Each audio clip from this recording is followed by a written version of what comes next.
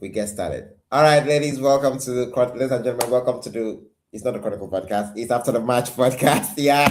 Oh my God, this is going to be a wild one if I'm already messing up big time. I mean, come on. It's amazing how we've been pushing back, having this live episode on the channel here.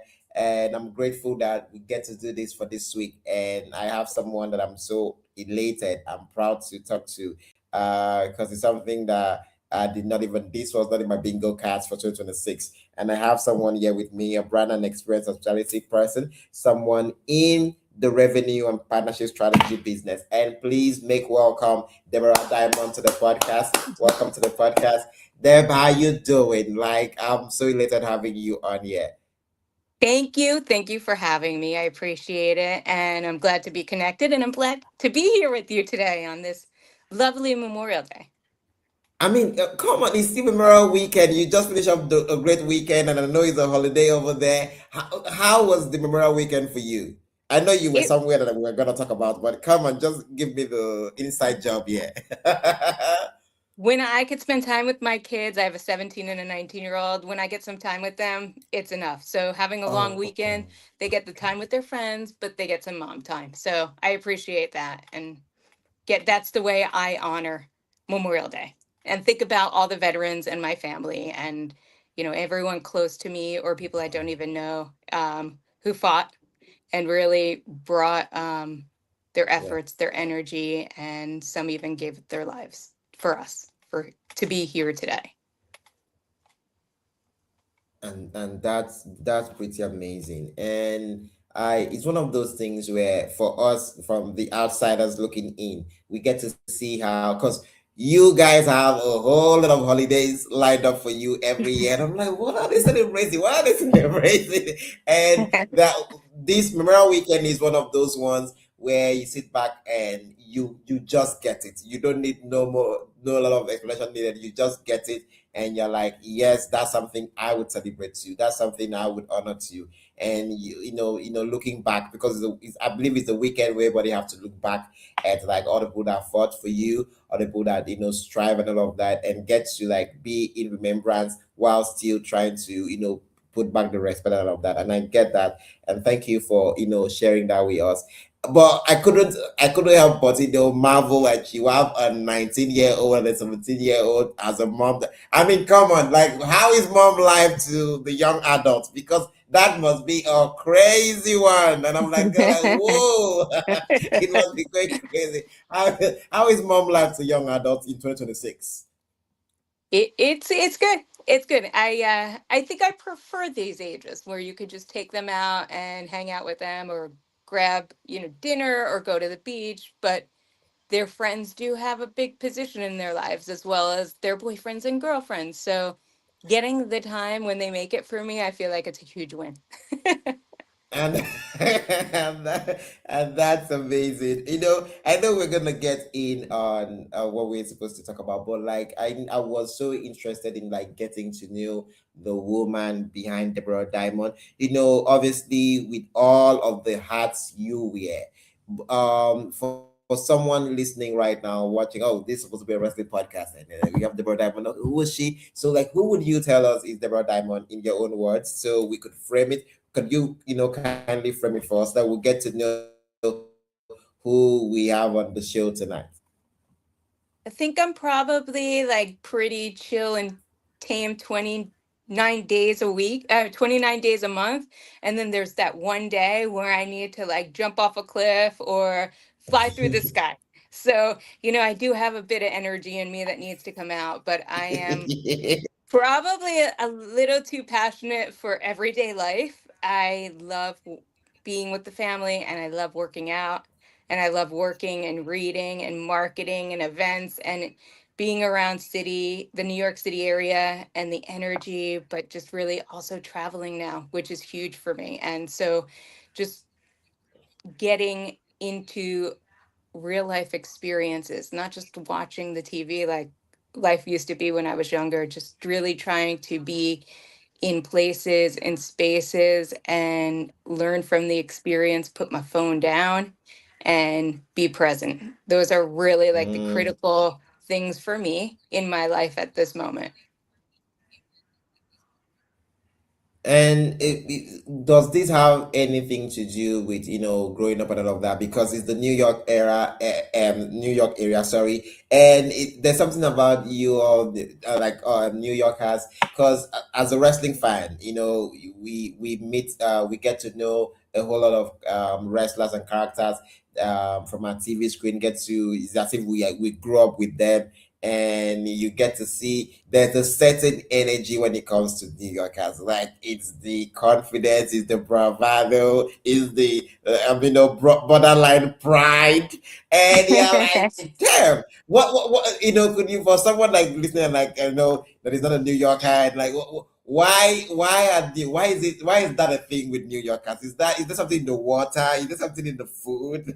What is it with New York and all of that? I would just want to get the breakdown from them, obviously. To get off a subway and be in town, or go into another area and be in Italy. You really can experience pieces and life, culture right in a city in your backyard. There's water, there's visibility. You don't really want to go in the water. Um, but Crazy. just the energy of all the different likenesses and the openness and walking the streets and not having everyone look just like you and being able to absorb the cultures, your voices, Mm. different voices, different languages being spoken, different dialects being spoken, all again in one city is just phenomenal. So to me it's really about the culture, and it brings culture to you through the museums, through the nightlife, and even again just walking in the park or on the streets. It's not one type of person, it's all mixed together. And I think that's the beauty of it, where we can all get along and walk on the same street. And I love that.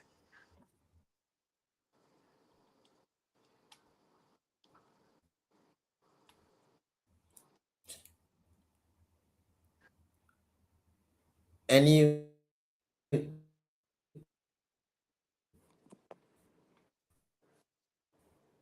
I'm not hearing you. I Trying to figure. really, Oh, can you hear me?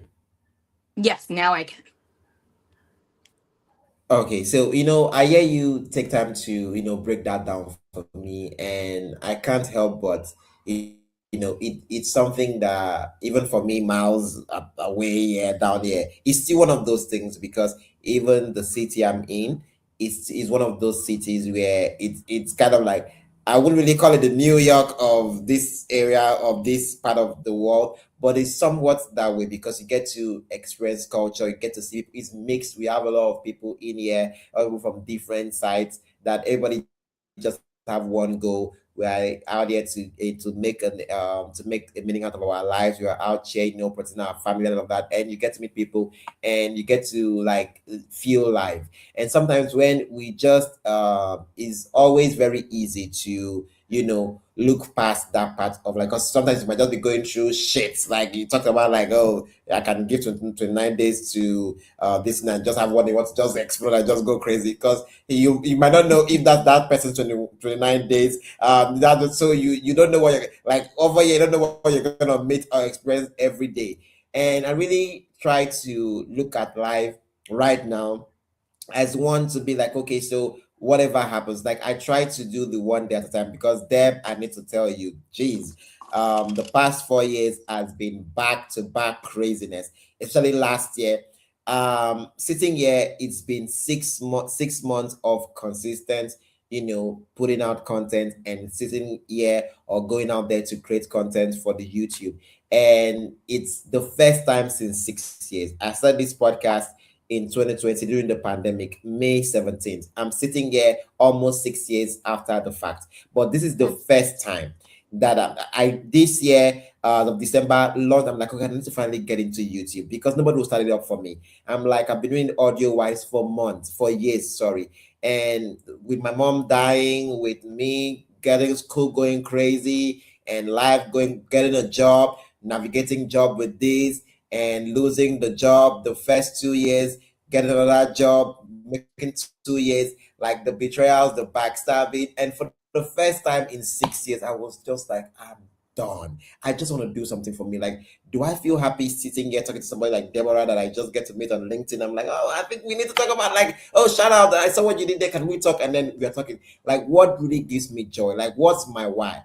My wife is sitting down here and getting to hear stories, and like, she's a mom of two young adults. How is she navigating? What's good? This is what I love, and I've had to push this all off for years. And for the first time doing this, and I know sometimes I feel like shit. Sometimes I'm like, oh shit, I don't even know why I'm even doing this. But days like this is why I remind myself why I do this. And getting to hear just a quick story of like, oh, why is New York, New York? And you are just getting there talking about the subway, the people you meet, the culture, a piece of everything. It speaks to me. It's relatable. It's something that you look at and like, damn, that's what life is really all about. And I say this to just give you your flowers for not only joining me here on After the Match podcast. I think you are the first guest on the wrestling podcast for the year 2026. I mean, I've been having my co-host and other people, but this is the first guest and the first female ever on the podcast in years. I'm excited. What? Like, I'm ready That's to get right. That's right. amazing. I mean, you are just in here and you're breaking history for me. First guest ever in years. First female girl of 2026. First, I mean, it's crazy. First mom. I mean, come on. Let's See, go. I'm All breaking right. the mold already. I didn't even start. Yeah. We're just getting started. Yeah. Yeah, I love that. I love that for you. All right. So then we need to get into the good of things. So yeah, AWW or Nothing 2026 was in the city of New York, Louis Armstrong Stadium, and I mean, come on, it was an impeccable. Like, the hype was there. The son of the son of the soil. I mean, come on, the man that loves New York and all of that. And I got to see your post, and I celebrated that because shout out to Kosha Ivy. I followed him for months, and I'm seeing the great job he's been able to do there and all of that. So I saw the post you made, and you talking about double nothing. And I'm just like, I mean, come on, I'm not sure Debbie is a wrestling fan. I'm like, well, she's looking like she had a fun, and I just want to get to also break down the show and all of that. So I'll to start up with the obvious question. Before Double or Nothing, was this your first ever pro wrestling show? At AEW, yes. But prior to that, I worked for William Morris Endeavor and we had WWE within our portfolio. So I'd been to WWE. Oh, oh, you've been to WWE shows? Yes. I mean, yes, because Debbie, I believe I'm gonna break this down bit by bit. So I saw that part of Endeavor, and I was wondering because I see AMC Global there. AMC, I believe they are the ones in charge for TNA. Are you still with AMC at the moment? No. In fact, right now I'm on the prowl for a new opportunity and in the interim doing consulting. But I'm a marketing events kind of person. Yeah, obviously. So the side where I see the side where I see the alumni for the Williams Morris Endeavor, AMC Global, Paramount Global, WB Media. Those are the places you've been able to dispense your value. Correct? Everywhere I go, I dispense my value. That, yeah, that is the word. That is the woman. It drips. It drips. Samuel, it is dripping everywhere I go. Oh my, Debbie not dripping on the podcast. This is going crazy. I love it. So, all right. So, this was your first ever AEW show. But okay, now we've gotten that this is your first ever AEW show that I addressed. So, would you say you are a pro wrestling fan? Or is it because since you had to dispense your value to these companies that had affiliation with the brand? you had to, like, let's go try out our new shows and check out our new things that we got and all that. So, are you a wrestling fan? Not necessarily. I am a live sports fan. That's where I sit. That's my intersection. I like all sports and Okay. I like being in and at events, but I'm going to dive in even deeper. Okay. I'm a Crochet Irby fan. So I worked with him several years back when he was over at the professional bull Okay. riding team. And then he went to Clemson. And now he's over as the Oh, COO at AEW. And out of all the years I've been yes. friendly with him, I wanted to see the work he's been doing at AEW and finally meet him in person. So that was my That's crazy. impetus. Yes, yes. We've been in a world for years where we've been behind a screen.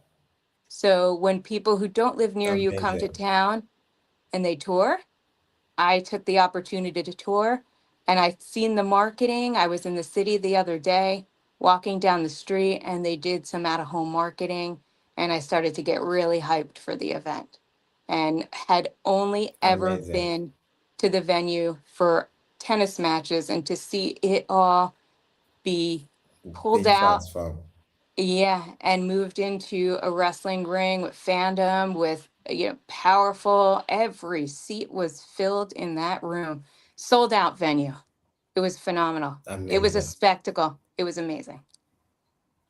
And here you are. I mean, come on, that's a venue you go to watch your tennis, your US Open and all of that, and you're like, wait, what? Oh, see that feel like what I'm about to express. Tell me the first thing that came to your mind when you came in there and you saw what was about to happen, and you're like, holy shit, Deborah, you're about to have fun. What was in your mind? Like, what was in your mind? Coming in there and expressing pro wrestling, and also not just ordinary pro wrestling. It's all elite wrestling. They are different from the other guys. And it's a sport to them. They take it as serious as anyone could take anything. Like, just give me your first feeling, your first thought process. Coming in there, getting ready for the show. I I was blown away by the fandom. It really, really spoke to me. These are loyalists. These are people who were living in the moment, showing up, dressed up, and really ready Mm-hmm. to breathe every minute, every second of the experience. The whole double or nothing, the vibe was just so energetic and it was pumping through everyone's blood, whether they were dressed up, geared up, or there for the first time. It just was an immersive, all inclusive experience, whether it was your first day or this was everything that you've been doing since 2019 when the league began. Amazing. It was Amazing. So, energy, yeah. energy times, it was 10 by 10 energy. It was amazing. It was 10 out And of 10 energy. 10 out of 10 energy. And I know I mean, so here you are at the show, and the first match starts. And now for this match is one of those ones that, to me, it's once in a generation. This is once in a lifetime. People would get to say, and someone like you would get to say, oh, I was there when, after 25 years, these two old dudes, went in there to go make history, and they did, became champions. Here you are watching Edge and Christian, two old friends that have been there for years, and then you have the opponents, the two guys that have been the. I mean, when you talk about traditional, respectable wrestling tag team guys, they are the ones that gets the job done. They are the ones that are the pack. You People use them Hmm. as the measuring stick. People use them as the measuring stick for the conversations. And here you were at that event. Talk to me about what happens because a lot happened on that match. Could you tell me how much fun you were having? What was going on to your mind seeing all the, because those guys did not lead. They put in the work. They made you feel as if you were watching a car crash. Talk to me about that match and what you were feeling seeing all, seeing all those things go down. You didn't know where to look. I mean, it was, they were in the ring, they were on the ground, lighting up a table, crashing it, and we had the whole front like row in front of us just really rallying it. They were on the ground. Security guards just did not know how to handle it, but it was phenomenal. I mean, they were going in to defend the championship. They took it really seriously, and they really had the crowd going. Signs were flown up. It was a match, to defend the championship, and there was no letdown. I know you obviously as a mom. The wife of one of the wrestlers, Edge in this factor, came in, and this is a call back to last year. Before this time, last year August, these two had a match where the champions, the now champions, attacked the wife of the challengers, and that moment where that music hits, and you have a vengeance woman, a woman that has all fury and all hell coming. Tell to me about the moment when you saw someone as powerful as Beth Phoenix come out, to defend her husband and the friend. I mean, you come with it's a journey, right? They walked in with a mission. They walked in with the desire to be relentless, and of course the defending moment was just nonstop. So it just carried them throughout the entire event. From the minute they walked in, they walked through the tunnel, and they jumped on the the ring. They jumped in the rings, they jumped on the rings, they jumped on each other.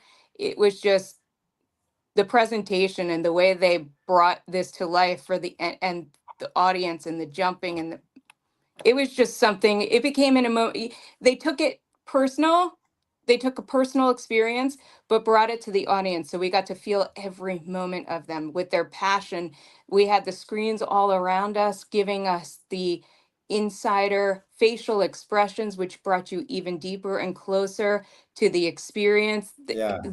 The sight, the sounds, the loudness, the rage, the signage of the people in and around you. It was just a warm crowd enveloping the experience and bringing just their desires and their energy to help the winners get to where they needed to be, to feel the championship, to feel the rallying.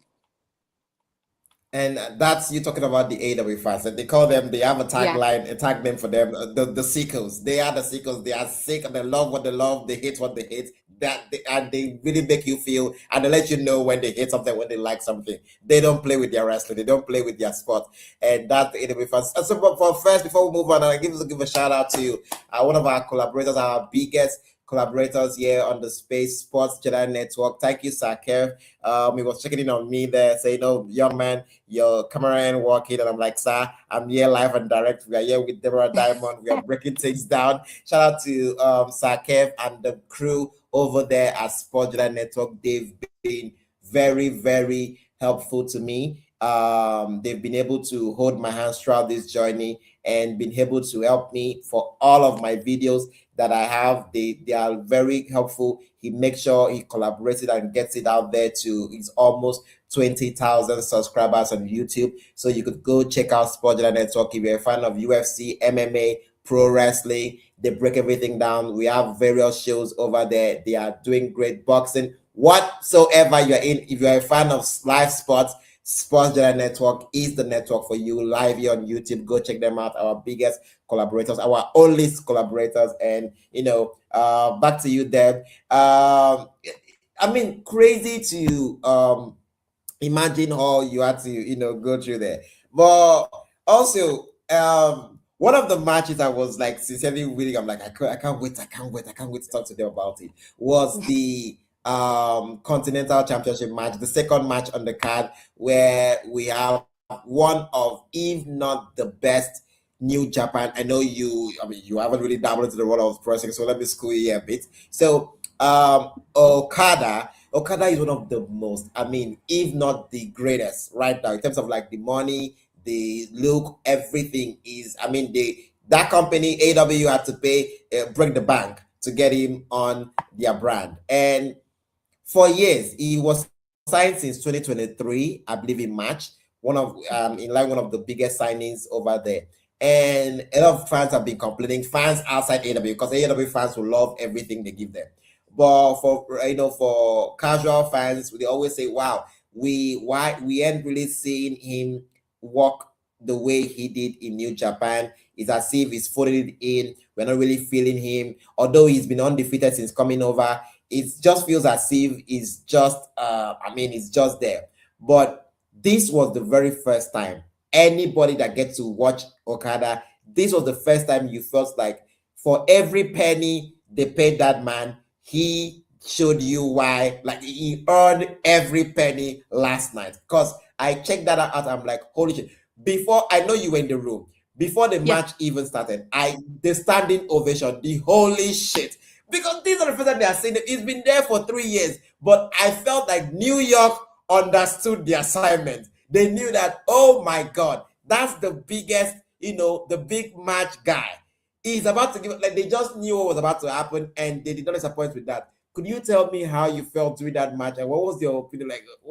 How were you feeling, like watching, like, what is going on here? I know you must have felt that way. It was like it was a night of distinction. He walked out there, he had resilience, he had these looks. I mean, it was felt terror when he was giving those evil looks before he even walked out. So it was nonstop.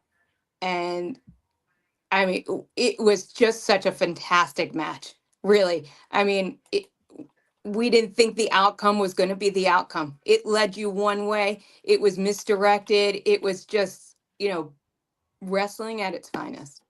The two of them And were really just the entertainment. Everyone was going wild. There was so much energy and life inside as these as the Japanese legend. He was, in the stadium, and here he was brought to life. The power, the power of what he did in the audience, and just I don't know. It At one moment I recalled it was absolutely quiet. Everyone was watching every move. They weren't quiet because they weren't excited. There was that anticipation. And his facial expressions and the way that because he was all around the ring, it really, really brought the entire audience to life, and it brought them closer to him. and Sakev at Sports Network just chimed in and said he could argue that that might have been the best match in AEW, not just the pay-per-view, not just the event, but the entire company, and they've been running since 2019. That's a bold statement to say because did you see Deb? Did you see what you mentioned? The facial expression, the looks, and sometimes that's one of the biggest arguments when it comes to AEW because people are like, okay, they moved after move after move after move, but everybody would always remember how the wrestler looks. Sometimes you be that they were in a fight.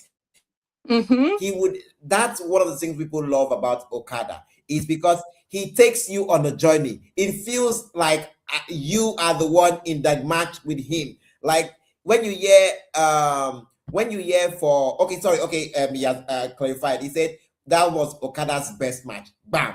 That is what I was trying. That was what I was really thinking of because, like I said, everybody has been, everybody has been going in on Okada saying, "Oh, he's been putting it in. Oh, he's not really doing the job." So I think for the first time ever, Okada woke up and like, okay, I'm in New York City. I'm in the United States of America. I'm gonna show these guys that I am Kazuchika Okada, and he came to work and he came to earn the money he was paid. And that was just it because we know him from the facial expression. I remember watching this guy in 2016. I mean, come on, Dev. This was the time we were Okay, trading yes. CDs. We were trading CDs. I had to go stand in line to go get the CDs for the Wrestle Kingdom. His match with Okada. I believe that was his first match, 2016, 2017. I had to stay in line to get the traded CD from the people. I mean, I'm not trying to put people in trouble, but that was how we watch our wrestling then. And I stood in line to go pay to. And I remember watching this match with my godmother, and that was the first time we ever watched anything that was not WWE. And my God, I think that man had almost 1 hour plus. I believe that was his first match with Okada. Sorry, with Kenny Omega, and I believe Mhm. Kenny lost that match. I was watching. I'm like, is this pro wrestling or is this? Am I watching? What am I watching? And this man went all in. So when I realized that he was signed to AEW, I was like, oh, if it is everything I know him of in New Japan, I'm all in for this. And we didn't really get that for a couple of years. And last night, that was the Okada I knew. And I'm like, he's so back. I hope he could, bottle. For me, I was like, if I can bottle this Okada and use him for every match I see him on WWE, I'll be cool. I'll be cool. I just wanted to get in there with you on that. But I know it was a long show and all of that. But like in terms of your own experience, what was like the best match for you on that show?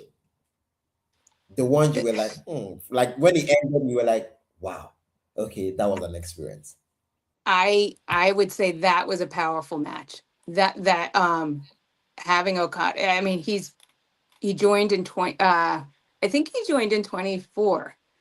He's in his 30s. He brought the game as if he was, sprightly. It was like his first time in the ring in terms of the energy he brought to the crowd, and that was powerful.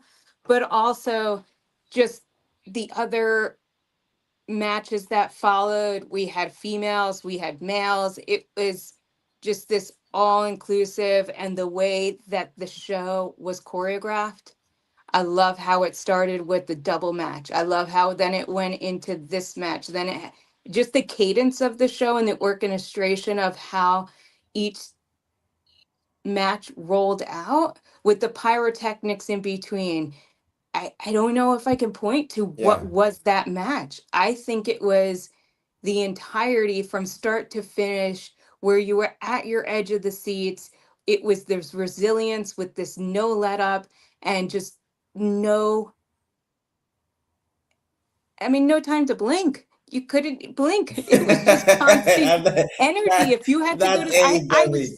I was thirsty. I had to go to the bathroom, but there was just so little time to move from your seats. So I'm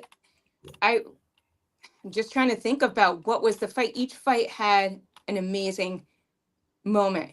We had Athena with Mina. That was pretty powerful. I mean, it's just like the two of them coming out. The the way that the fighting was different. We had the female in the ring. We had their tournament. It was their quarterfinals. They were just kind of really bringing everything that they had. The one had the Yeah, knee issue, so you felt that pain and you would see her work through it. That was Mina.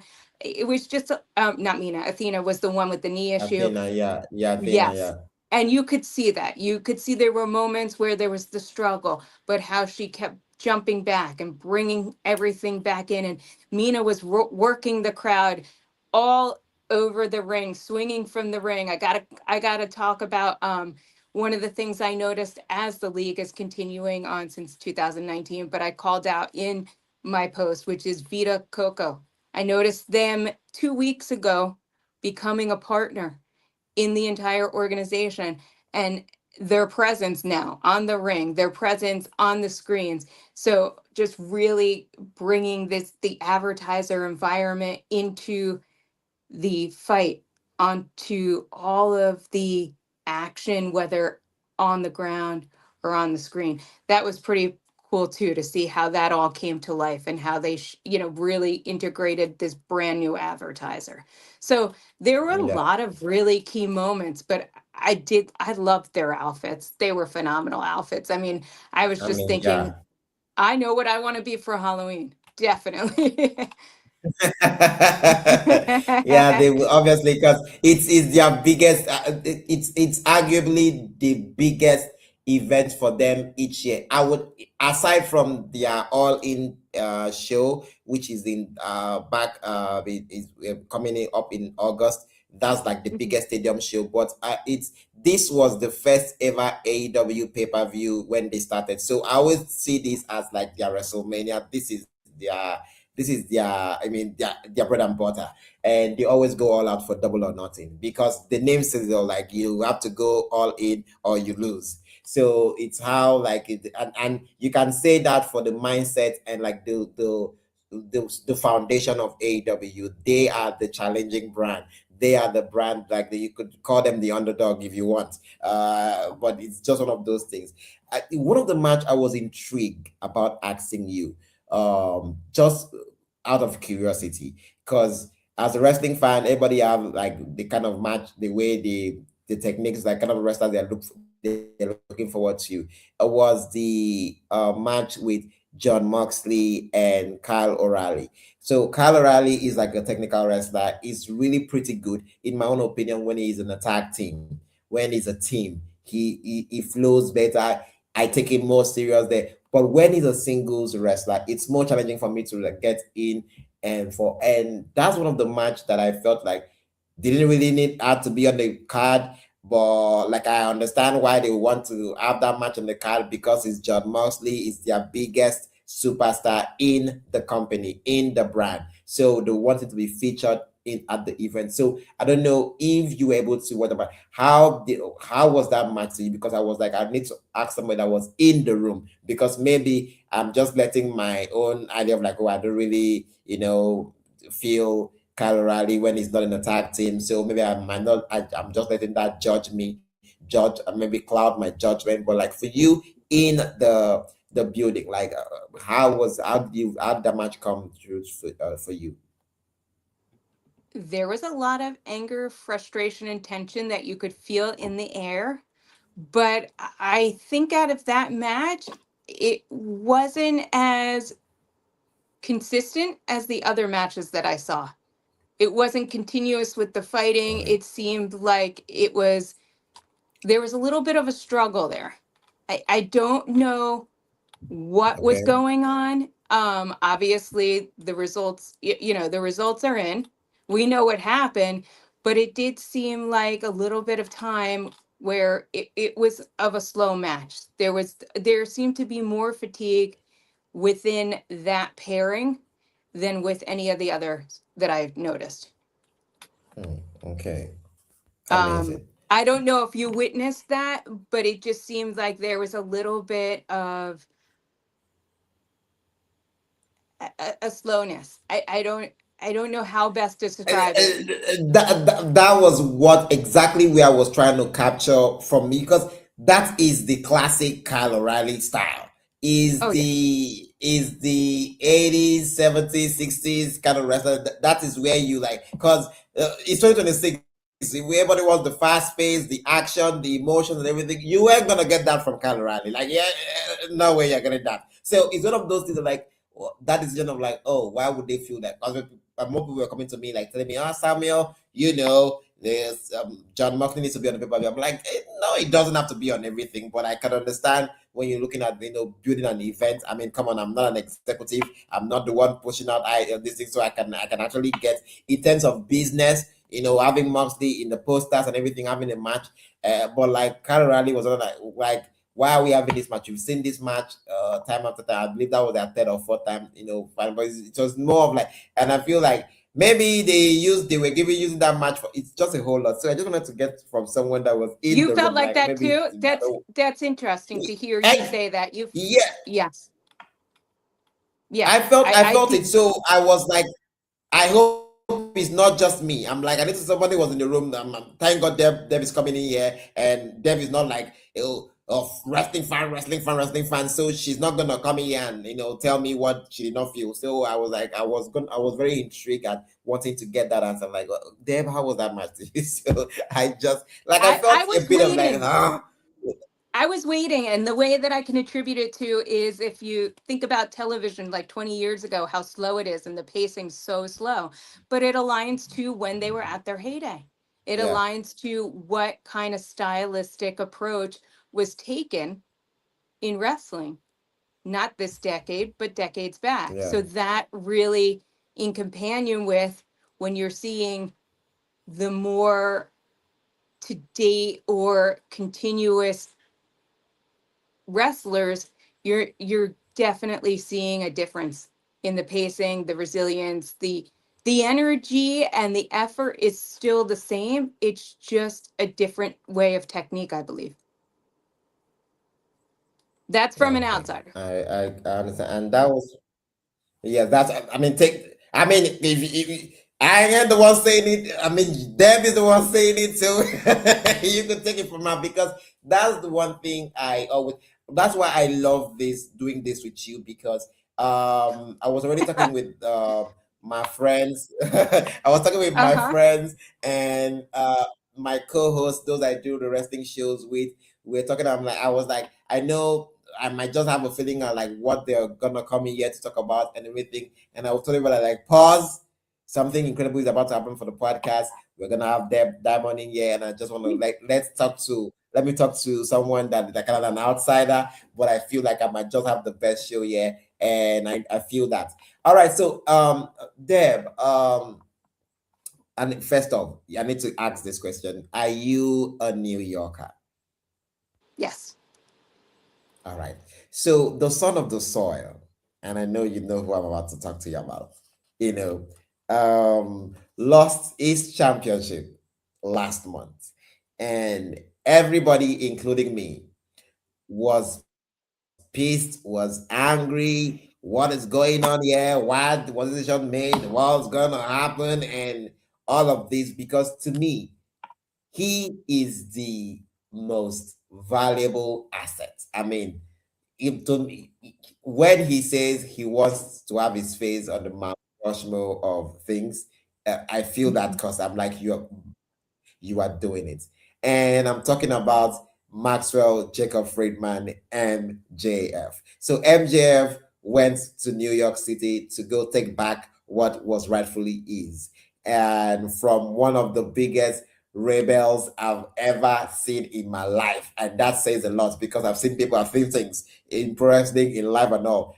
Darby Allen is the biggest rebel. I've never seen anyone that has said, I'm living my way and they stick by it like that man. That man has, and the way that man has, sometimes I'm like, you are too rich, you are too valuable to do this to yourself. And you still see him do it. And I'm like, what? Sometimes it's like, does he really want to leave? I see if he's not being hit by a bus, is on Mount Everest planting the AW's flag, or he's getting married. It's just a whole crazy, or he's blowing up, but put it on fire, set it on fire to help his brother propose. It's just a whole lot with him. And I watched this and I was so, in as much as I was like, why was it done? I was still happy for him. And I'm like, because I feel for someone like him, that has always stuck by his own way to be able to achieve the biggest dream possible. That's being a world champion. We have people that have been in that company for years that they Mhm. still have that dream. But Darby Allen was able to get that dream done. And you have MJF that obviously is not ready to let things like that happen using his name to get it done. And last night, MJF was able to, come back home. Obviously, he stays in New York, so he was able to, prepare at home and take it back in front of his peers, family, and everything. So, Deb, tell me about your experience. Your guy, is he your guy? Because I believe New York hates him. I can't say. But he was able to keep his hair. He put his Ah, hair on the Debbie, you're line. PRing me. you're PRing me right now. I mean, listen, the payoff was, it was there. It was real. It was just perfect. And, there was a lot on the line with this, inclusive of hair. Everyone was watching as these headlocks kept taking over in the match.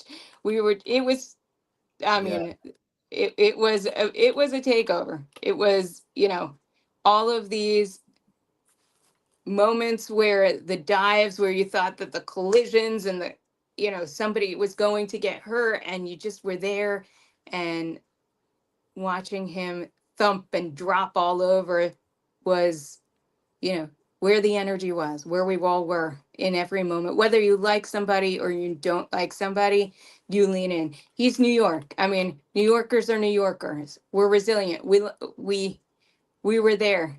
We were rooting on MJF the whole time. Amazing. Because I was like, you could feel it. Any single time it felt like Dabele was about to get this win, if New York was like, huh? They better not fuck with us. Not in New York City. Like I was feeling like a riot might break out if they even try. And MJ is not working out their champion. Like I just felt like we could have seen history if Davi, was able to work out victorious. Oh my god! Like I wouldn't even understand what might have happened, but I love the fact that it ended the way we saw that, and I was happy for Max, getting to do that in front of his people and all of that. But to piggyback to you, thank you so very much, Deb. And this is also, I think this is the second time I'm doing this on the podcast, but for this this is the first time I'm doing this. So this is me extending an invitation for you to, for us to look at a good date for, because this is a live wrestling podcast. I do this live, is live right now on YouTube. Obviously, you can get to watch back at what we're able to do here. But I have an interview podcast called the Chronicle Podcast. Why Chronicle Podcast is because for a 26-year-old young kid like me, talking to people that I might not have, even dream of wanting to talk to, and being able to connect and have conversations with personality, brand, and business owners and people, dispensing value in the world, doing something that I feel deserves to be addressed and deserve to be shown to people, those watching and those listening to this via Spotify or anywhere else they listen to us from.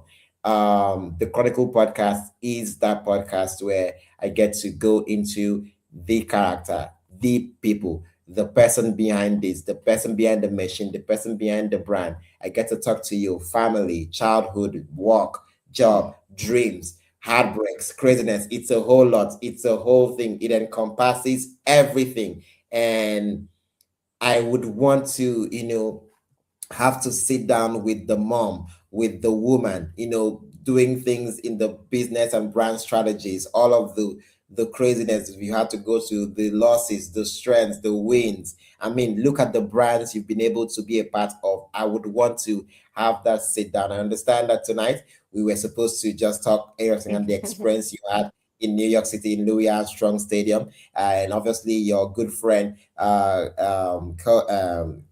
mean, come on, the name just Crochet. spin my head. Yeah, Kosha Crochet. Ivy, yeah, Kosha Ivy, Kosha doing that for you. It's amazing what happened. I want to, extend that invitation, and I'm looking at the date already, and I can't wait to talk to you, text you after the fact, so we could, hammer on that, because I want to have the proper sit down with you, and then we could talk about everything. But for tonight, I'm so excited to talk to somebody that was able to be in stadium. I didn't expect that this I'm going to review to a or nothing, but doing this with you, I laughed, I had fun. It felt like I was like I couldn't have had a better show. I loved everything you were able to do here. But before I let you go, I will just ask you one last thing. So after the show ended, everything was everybody was trying to get out of there. How did you end the night? What was the final time in Louis Armstrong Stadium? You meeting your friend? What did you do? What did Debbie do before going home? Bought merchandise, of course. Went to the Damn! yes, and hooked myself up with a couple t-shirts and hats. Yes, yes, yes. Now those belts were running at six Amazing. hundred or $700, so I left those on the side. But yeah, I definitely got Holy my. shit! Damn! I hooked myself up with Damn, some they were coming. AEW fits. Yes. Oh, so they were coming for you with them belts, and you're like, girl, ain't doing this, not tonight. But you saw people buying those belts like they were candy, and those belts were not cheap. The merchandise that was flying off the shelves, if you didn't get it and they didn't have enough, you could go on their website and grab some. But yes, the merch was flying off the shelves. Those in the beginning when I got there was lines around each of the stands, so I decided to just wait until the closing moment, hoping that everyone got it. And I didn't do the bathroom run. I went right and picked up some merch. Y- I thought that was the last question, but I think I would be remiss if I don't get to ask this. With AW, obviously it's a private owned company by the Mhm. great man out there, Tony Khan, doing the great Yep. job, the general manager, the president, the CEO, everything is doing everything out there. And we didn't really get to, obviously, it's a whole lot, although Tony is being elaborate these days. But in terms of like the business, I know because you are in the you work in the business side. You are not working for AW at the moment, but like I'm just saying, how did you gauge it? What, because the merchandising, the logistics. I know you highlighted very well for us the pyrotechnics that almost literally scared your life out there in New York.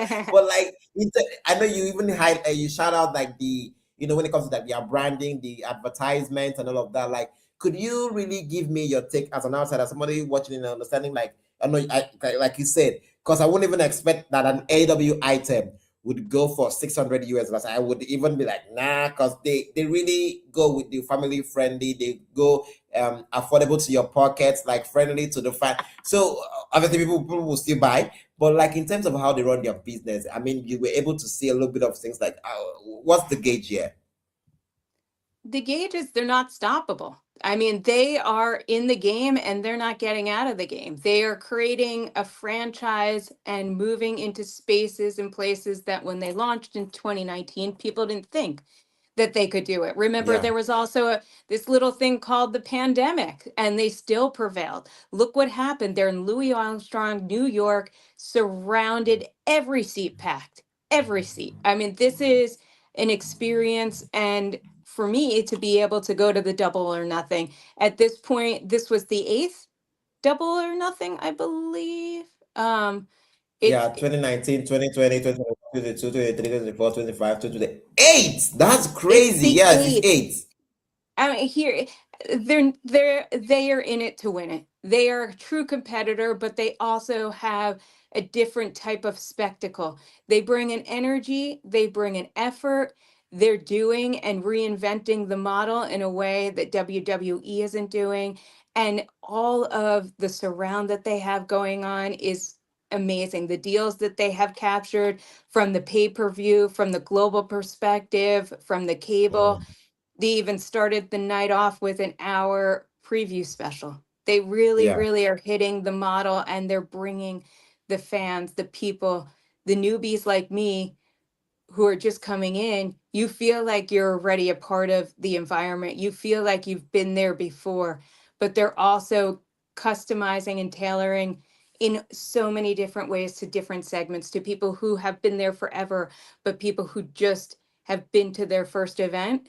They're going to want to go to more. And I know that was happening in the room. It was lightning, it was striking, and it was resonating. And now, being there for me in a different venue, you know, in a venue that I know and love, this won't be my first event. And I will be flying to the other events now that they'll be out in New York for a little while. That's amazing. That's Yeah, amazing. and That's I love amazing. how they came I up with the double or nothing and they kept that casino theme threaded throughout. There really is just a curation and the thinking behind the strategy and the marketing architecture, the way that they were yeah. seamlessly, and I know the power and the minds behind this. It's just the beginning. It really is continuing in a more powerful and a stronger way to come to the fans, the consumers, the marketers, the venues. It's just the life that it brings back to the New York, to the stadium when the tennis isn't, the swings aren't happening. And that's the kind of thing that's making our economy go as well. Yeah, and you couldn't have said it any better because that's just it. Because if you say this is double or nothing, all matches should feel as if it has stakes, and that's just how I felt. Even with the match, like I felt like, oh, I didn't really feel it in terms of like John Moxley and Kyle O'Reilly. It has stakes if you really look at it deeply because these are people that have gone at it before, and for someone like Kyle O'Reilly, he is gambling on himself. I mean, he's betting on himself because I'm saying this as a fan. He's a tag team guy. He works with as a tag team guy. I don't want him as a singles guy. But yeah, he's trying to say, okay, you don't want me as a singles guy. I'm gonna prove it to you. And John Moxley, for months, I'm like, take a vacation, go and rest. But he's still out here every week, every pay-per-view, every week, every pay-per-view. And I'm like, bro. So even him is going double for nothing. Or double or nothing, sorry. So it's a whole lot, even with the pre-show like you talked about, bringing in a veteran like Mick Foley coming in Mm-hmm. now. Yeah, it brings eyeballs to the brand. It brings a legitimacy to the buy-in show or the pre-show, whatever they call it over there. So it's a Yeah. whole lot of things. And I know we look at all of these things. These are strategies. These are ways that other people might not be doing their business, and they are really trying and getting those things done. And I just can't wait to be hitting you up and be like, Deborah, I just saw this could we hop on and talk about this, because I need to get your expertise. But if I might ask a last question, I know this has been floating around the whole crazy time. And you've been at the show, you've seen what's going on, you've seen the business that are trying to do out there. Do you think they might get a TV deal when this one goes up? Because we are just seeing how crazy everything is going. Do you think they might get what? I'm A sorry, cut TV out. deal, because everybody's saying, oh, they might not get a TV deal. Oh, this is gonna go. Like, how are you, from what you saw, weakness like that? Does it look like some people that might not get a TV deal when this next one is done? I think there's TV deals. People want live. Entertainment is live. I don't know if you went to or saw about the Netflix upfront, but that's their strategy, global and live. And you bring, the top Japanese wrestler here. It's as global as it gets. You're bringing all Yes. different fighters, wrestlers, teams, people. There's so much legs. There's so much more to come from the value that it continues to bring daily, and will continue to bring. The noise that's going on, the chatter right now about the event, is just going to propel it even further into the zeitgeist. Yeah. From After the Match podcast crew, from Samuel Lyon, from Hello Media, from even Sports July Network, where this video will be collaborated with, and it will be shown over there to over 20,000 plus subscribers. I'm excited. I'm glad to officially say thank you so much, Debbie Diamond, for joining us here on the pod. And I can't wait to have a sit down with you guys. I'm gonna sit down with Deborah. I know you have a lot of things to say on the strategy part, because there are people that literally text me like, "Oh, I like the fact that you bring in industry people from other industries, and they want to know, how can I scale? How did they do it? What advice do you have for me?" And I'm gonna sit down, do the research, and I'm gonna make sure that that's a master class waiting to happen. Thank you Yeah. so very Thank much, you. Deborah. I can't wait to reach out to you for this. I'm grateful you were able to do this with me. It means so much. You can't even imagine that you were able to be on here with me live on Hello Media, and obviously it's collaborating with Spotlight Network. Thank you so very much for this, and I can't wait Thank you. to reach out to you. Thank you. I appreciate it. Thank you for letting a rookie come on. I appreciate it. Oh, damn, Deborah, you Self-assured ain't no rookie. rookie. you ain't Self-assured. no you ain't no rookie. Thank you. Thank you so Thank much. you. It was such a Thank pleasure to you. talk to you today. Thank you. I appreciate it. Thank you. Bye-bye. Bye. Bye. Thank you. I don't know how to You hang up, but too. I will. All right.